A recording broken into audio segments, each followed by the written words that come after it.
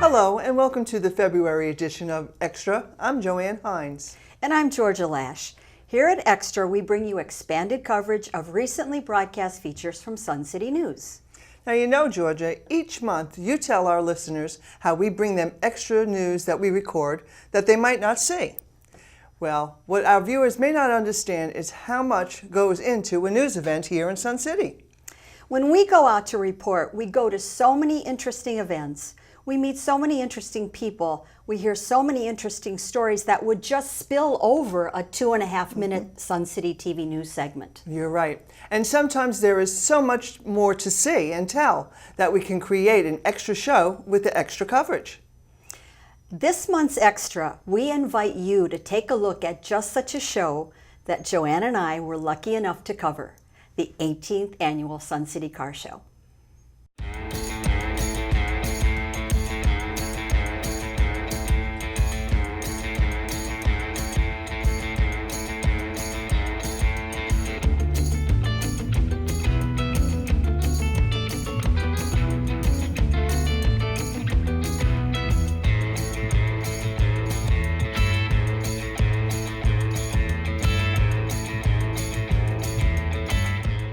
We've got 14 different classes represented this year. All right, we better get the show on the road. Let's go check out the classes. Let's go check out the cars. And let's enjoy those car owners' stories. Jim, car shows come in a lot of different varieties. Ours is done by class here in Sun City. My question for you, because you're the judge, you're the one who makes some final decisions on where a car would be positioned today. Yes, answer this for me. If I am in Class 8, and it's over where all my Thunderbirds are, if I go over to another show today, and I walk over to theirs, and theirs is classes, their Class 8, would it be the exact same thing? No, I think each car show, depending on who you go to and what state you're in, a lot of car shows put all the cars together and without classes, which is a good car show, and obviously it does the same thing as we do here. But I separated the cars originally into classes so it would be more organized, so people could look at the older classes, the newer ones, and all the way up to, we added brand new cars later after that. Roger, you must be really good at doing puzzles. We got here this morning to an empty parking lot that eventually had to find a place for 111 cars. But not just anywhere. You had to put them in 14 special sections. How do you do it? Well, this is our 18th annual car show. And one of the unique things about our car show is we have them in what we call classes. And they're grouped by age, condition, and historical data. Over the 18 years, we do an analysis of the cars that come every year. And I adjust the parking lot every year in anticipation of what we would have registered this year. Okay, now I got to ask you, if we look at the Sun City, kind of distribution of cars, which of our classes is really the most, maybe popular? This year is a little unique. Normally we have our Corvettes are the dominant classes. But this year, the import cars, we have many, many import cars that has changed the dynamics of the show.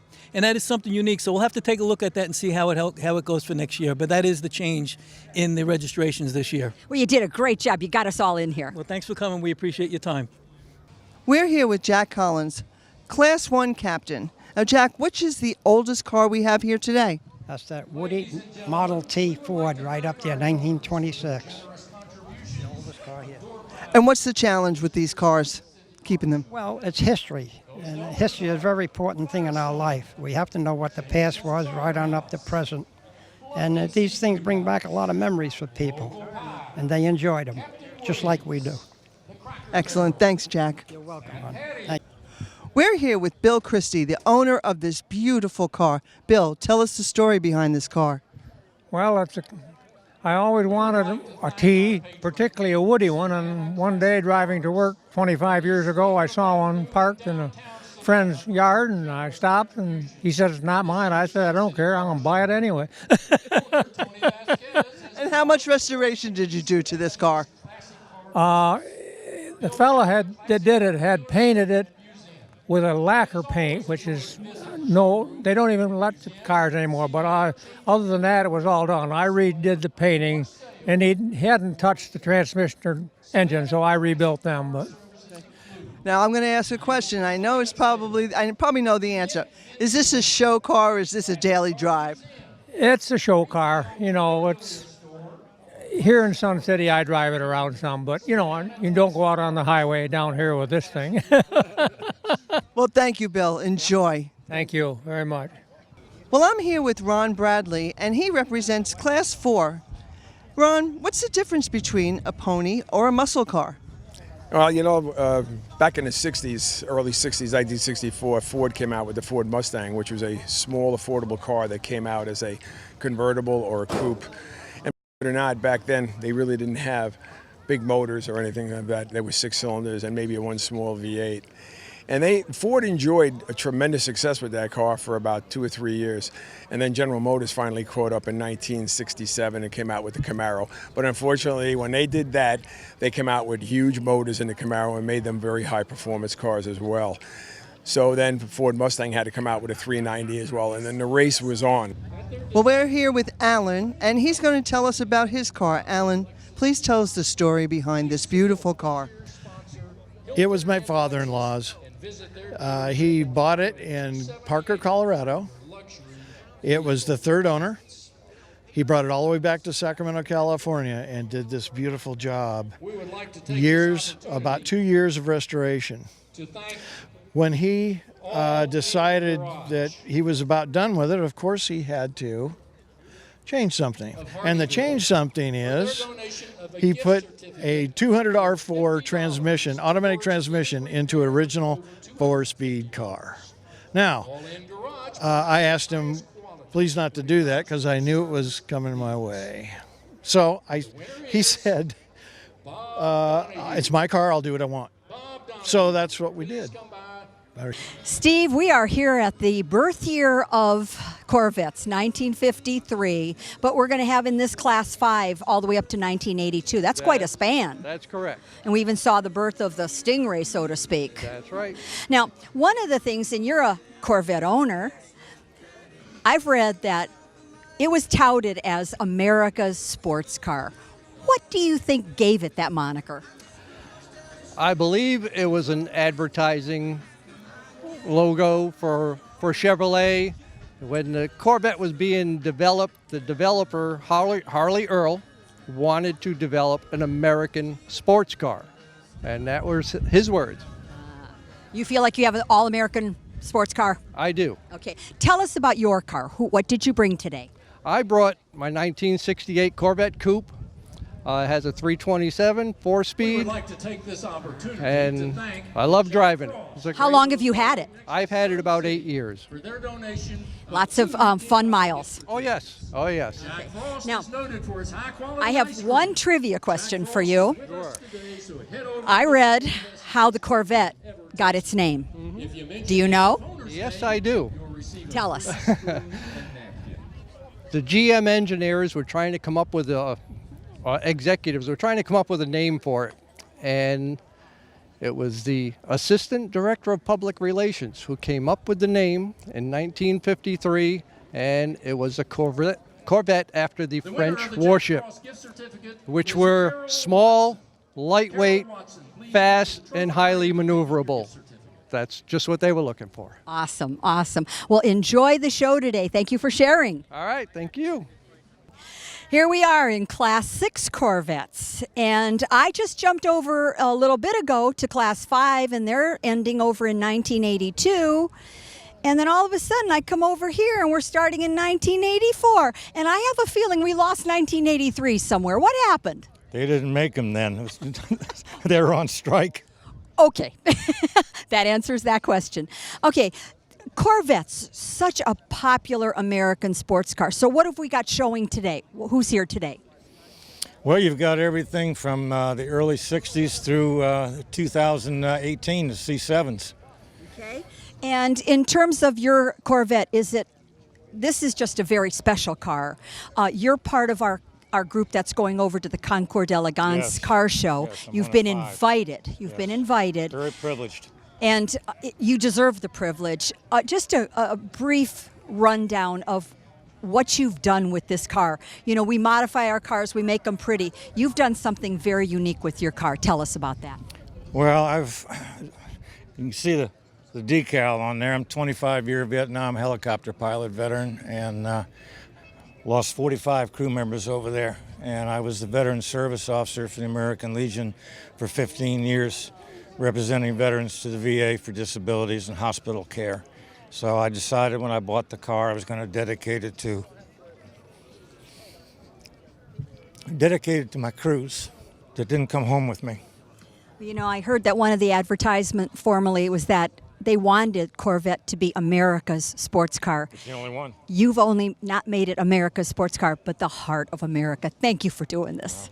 Okay, Ray, we're in Class 8 over here with the Thunderbirds all years, and I guess we don't have fun, or we do have fun, till our daddy takes the T-Birds away. Yes. Okay, now, it's my understanding the first sold was 1955. Yes. What years do we have shown today? We have a 1956, two 1957s, and then a 2002, which is the remake. Okay. Now, what's your favorite year? 1957. Okay, we're going to go check out some of these cars. Thank you. Jeff, we're here in that Thunderbird section, and I have to tell you, my daddy promised me a Thunderbird when I graduated. I'm still waiting for that promise to come through.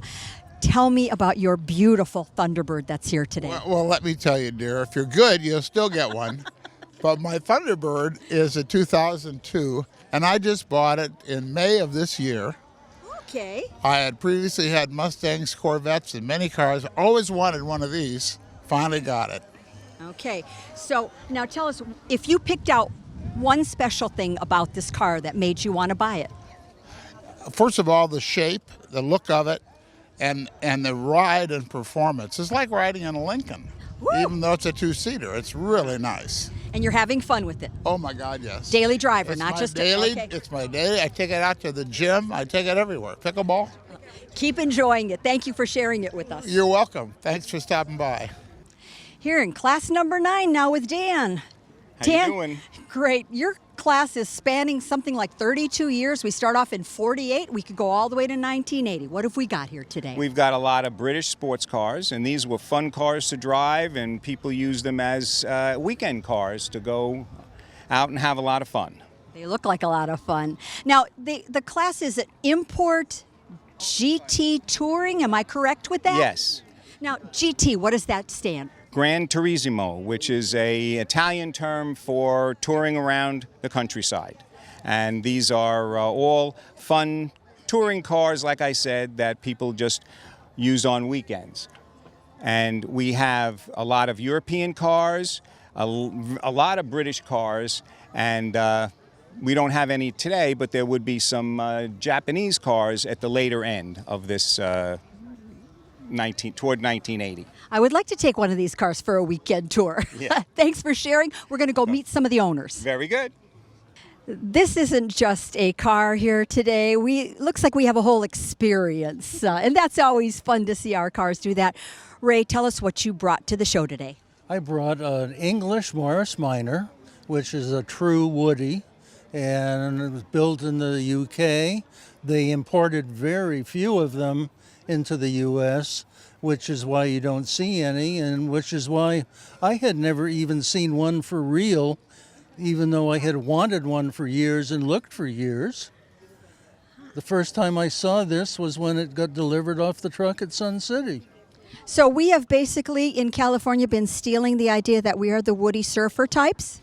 I think so. This is the original Woody. They got our idea from England. I say ours, I'm not from England. Now, Beverly, is this a car that you enjoy taking to shows? Is it a daily driver? It's not a daily driver. We do take it to shows. Ray takes it out about once a week to keep it going. If you'll notice that the steering wheel is on the right-hand side, so I don't drive it. We would not want me to try that today. No. Okay. Now, did you have to do a lot of work on the car, or pretty much was it as we see it here today? When I got it, it was in really nice shape, but not close to what you see here today. There's quite a few hours been put into it to try to make it as perfect and original as possible. John, what a fun car. The Love Bug? Well, sort of. We call it the Bumblebee. Color, maybe? Yep. Okay, tell us about the car that you brought today. It's a 1972 Super Beetle, and the original owner was in Germany, who owned it in Germany, and he brought it to America. Now, have you customized this with the decals, or did it come from Germany that way? I did the decals myself. Any fun stories about this car? It's just a fun car to drive, and especially to take to the beach on a nice, beautiful day and have fun with it. It looks like it. Do you keep all that gear on the top? Not when I'm driving it every day. Thank you for sharing it with us. Thank you. Okay, we're in class 12 right now, and that's our street rods, our Restomods, our rat rods, our pro touring, pro race, and race cars. And that just sounds like a class that can get us in trouble, Tony. Oh, yes. Okay. The modified cars are really interesting. It's very personalized. There's not just a classic car.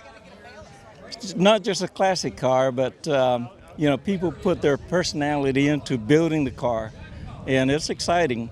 Okay, now I just need you throw some definitions for those of us who haven't lived Restomod, rat rod, etc. Throw which one of them out. Okay, the Restomod is unique to each individual.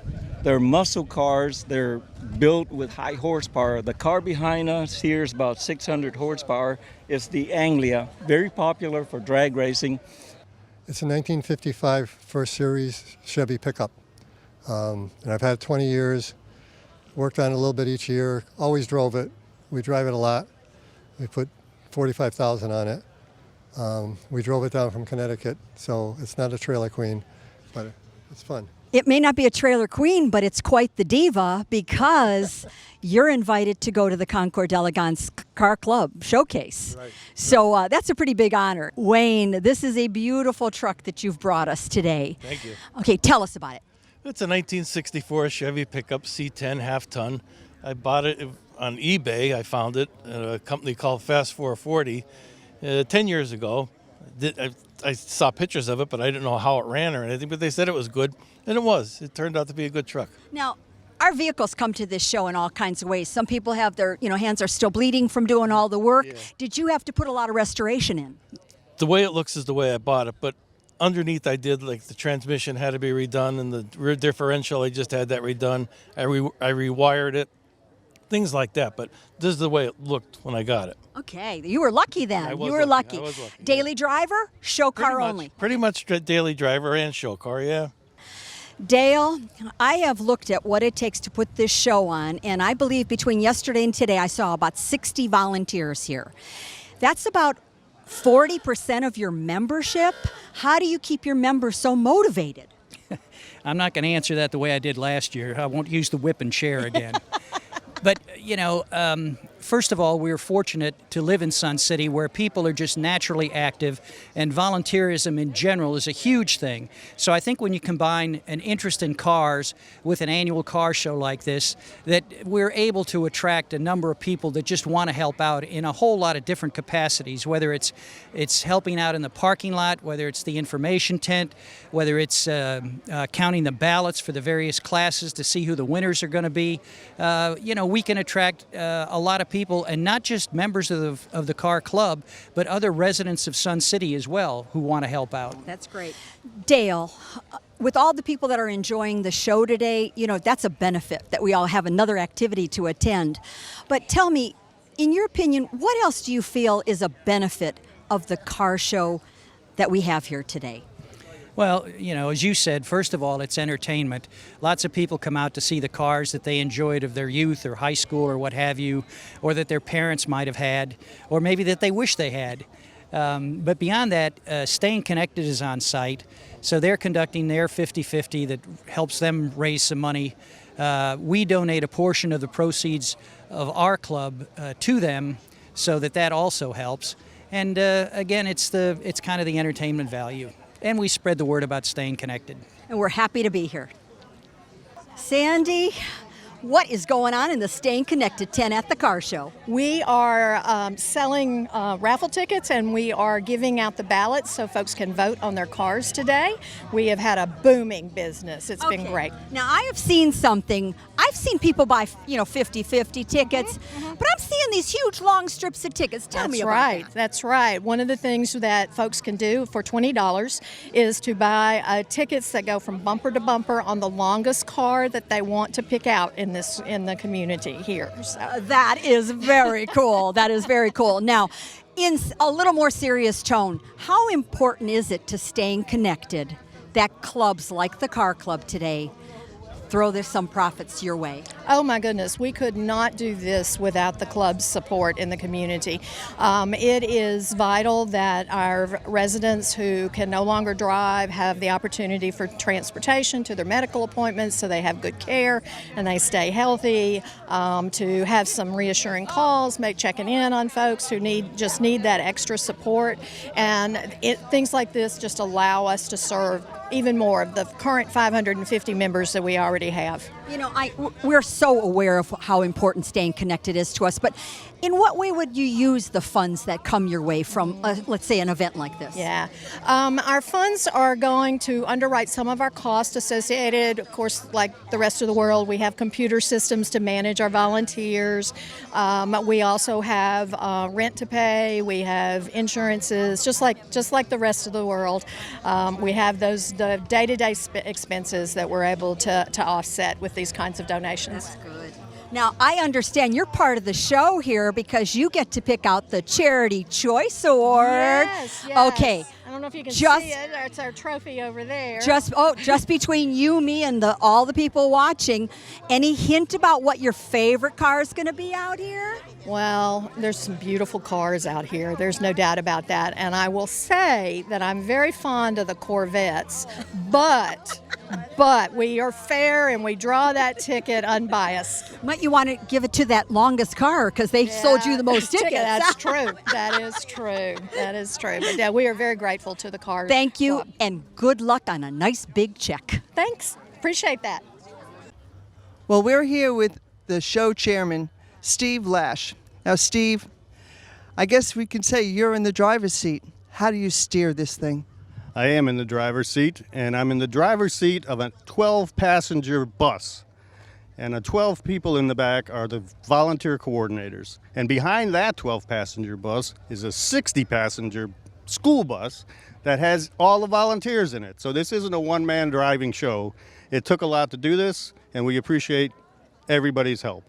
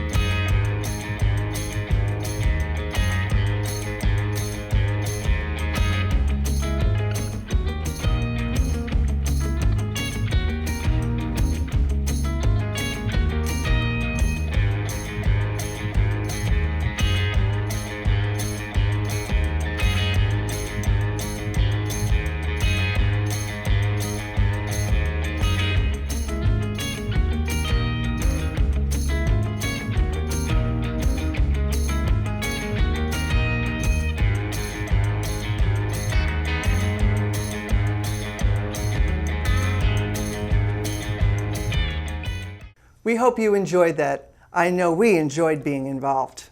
Now, another cool thing about Extra is we often get to update our news from when it's been on TV. We just heard from the Sun City Car Club. They've presented Staying Connected with a check for $2,720 from the proceeds of the show. And we've had never seen TV of who the actual big winner of the show was. That's right, Georgia. And let's congratulate Sharon Conrad with her 56 T-Bird for winning Best of Show as well as the People's Choice Award. Please be sure to give SCTV a heads up when your club or neighborhood may have a story for us to feature. Well, that's Extra for February. I'm Joanne Hines. Please check the program guide in Sun Stations and the Sun City website for all our SCTV monthly shows. And I'm Georgia Lash. Thank you for watching. Please join us again next month as we bring you extra coverage of stories and features from Sun City News.